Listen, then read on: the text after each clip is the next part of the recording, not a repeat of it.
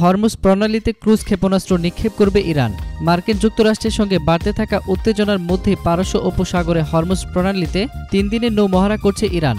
এই মহড়ায় তারা প্রথমবারের মতো সাবমেরিন থেকে ক্রুজ ক্ষেপণাস্ত্র নিক্ষেপ করবে বলে ধারণা করা হচ্ছে। গতকাল থেকে এই মহড়া শুরু হয়েছে।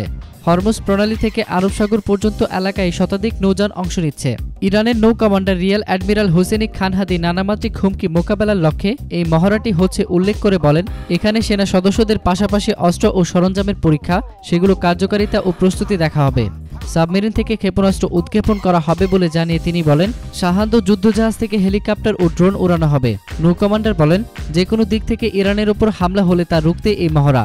অস্ত্রে মহড়া সহ প্রতিরক্ষা বাহিনীর সদস্য আর সরঞ্জামাদি আকস্মিক যুদ্ধ হলে কতটা প্রস্তুত ও কার্যকরী তা মূল্যায়ন করা হবে মহড়ায়। প্রতিবেদনে জানানো হয়, ইরান নিজেদের বানানো ডুবোজাহাজ ফাতেকে পরীক্ষা নিরীক্ষা করবে। পাশাপাশি সেখান থেকে ক্রুজ ক্ষেপণাস্ত্র নিক্ষেপের প্রক্রিয়া এবারের মহড়ায় বিশেষ গুরুত্ব পাচ্ছে। যুক্তরাষ্ট্রের সঙ্গে উত্তেজনার মধ্যে হরমুজ প্রণালীতে এই নৌ মহড়ায় নজর রাখছে পশ্চিমা বিশ্লেষকরাও।